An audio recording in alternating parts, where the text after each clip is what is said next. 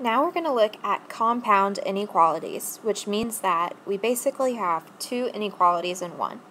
There's two different types of compound inequalities. One is one that has an AND statement and the other has an OR statement. So when the variable is in the middle, it basically means we're going to be shading in the middle when we do a graph of it. When we see the either variable in the middle or the word AND, it means that both of the inequalities must be true. So what we want to do is be able to split up the inequality into two. The right side is easy to do because you're basically just going to cut it off and make it x is less than 7. But when I want to do the left piece, we're going to have to reverse. So we're going to reverse the order of x and your number, and then we're also going to reverse your inequality. So that's going to become a greater than or equal to. So reverse for the left part. Whoops, that's not the eraser. And now when we graph our solutions, we're going to have x is greater than or equal to 3. So I need to put some numbers on here. I'm just going to start 3, 4, 5, 6, 7. So greater than or equal to 3. So the equal to means it's going to be filled in. And we're going all the way to the right. Then I'm going to do a different color. 7, that needs to be an open circle, and we're going to the left. My answer for an AND is where I have the red and the blue, which is this middle part right here. So I don't actually need the two ends because I have to have, for it to be an AND statement, I have to have both the red and the blue. So my final answer for my graph is going to be filled in circle at 3, going to an open circle at 7.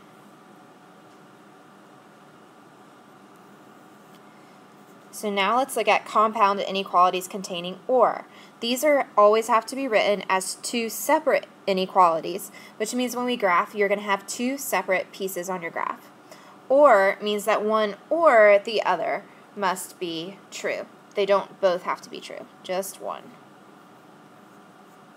So x could be greater than 2, or x could be less than or equal to 1. So I'm just going to start with -1, 0, 1, 2. So x is greater than 2 means we have an open circle at 2 and going to the right. Then x is less than or equal to -1, so filled in circle going to the left.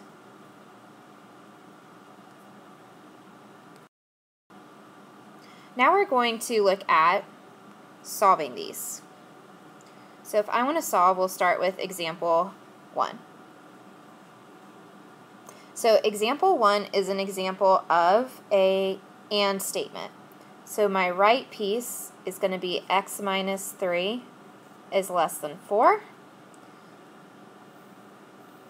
Then for my left piece, I need to reverse. So x minus 3 and -2.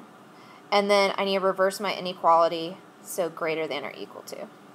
And now these ones, before I can graph, I need to solve. So on the left side, I'm going to add 3 to both sides. So x is greater than or equal to 1. And on the right side, I'm also going to add 3. So x is less than 7. So I'm going to make sure I have enough room. 1, 2, 3, 4, 5, 6, 7. So I need a filled in circle at 1. And I'm going to go to the right, and then I have to do an open circle at 7, and that's really going left, and we're doing the in-between. So when it's an AND statement, it's going to be one of these one piece in between it.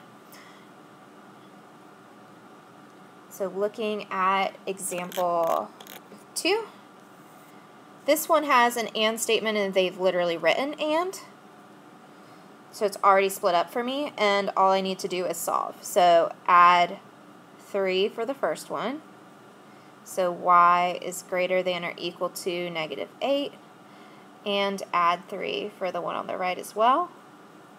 So y is less than or equal to negative 5. So negative 8, negative 7, negative 6, negative 5. This one's a little tinier. So we have the equal to for negative 8. Greater than means we're going to the right. Then we're stopping at negative 5, which is also an equal to, so we're going to do a filled in circle there.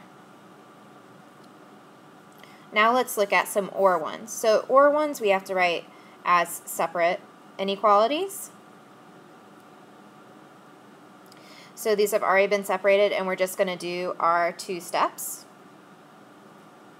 So minus 7 from both sides for the first one, so negative 2m is less than or equal to 6. And then divide by negative 2 on both sides. So m, remember when we divide or multiply by a negative, we have to switch our inequality. So greater than or equal to negative 3.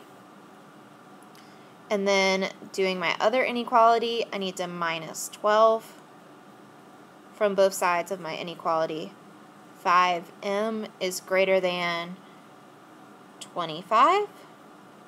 And divide by 5.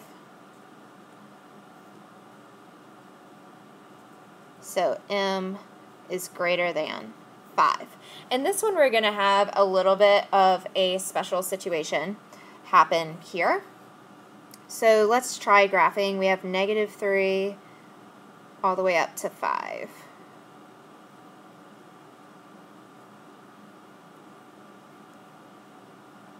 Alright, so negative 3 we have a filled in circle, and we're going to the right forever. And I'm going to do this in a different color. M is greater than 5. Do you see how these overlap? So my actual final answer is just going to be negative 3 and then going to the right forever. Because even though it's an open circle at 5, I already had it covered in the first inequality because 5 is greater than or equal to negative 3. So I do have a solution there. So in essence, the m greater than 5 doesn't really affect my answer at all. I'm already covered by the m greater than or equal to negative 3, which has to do a little bit with the fact that in this step I divided by a negative. Okay, last one.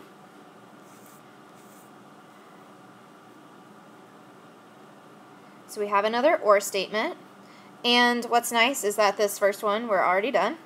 So doing the next one, we have minus 2, so 4x is less than 8, and then divide by 4. And so one of my inequalities is x is less than 2. So I'm going to start with 2 over here, 2, 3, 4, 5, 6, 7, 8, 9. So at 2, it's going to be an open circle. Less than goes to the left. Then we have at 9 is a filled in circle. Greater than or equal to goes to the right. So usually our ORs end up being 2 pieces, but like the previous one, sometimes it'll be 1 piece. Make sure you load these to Google Classroom.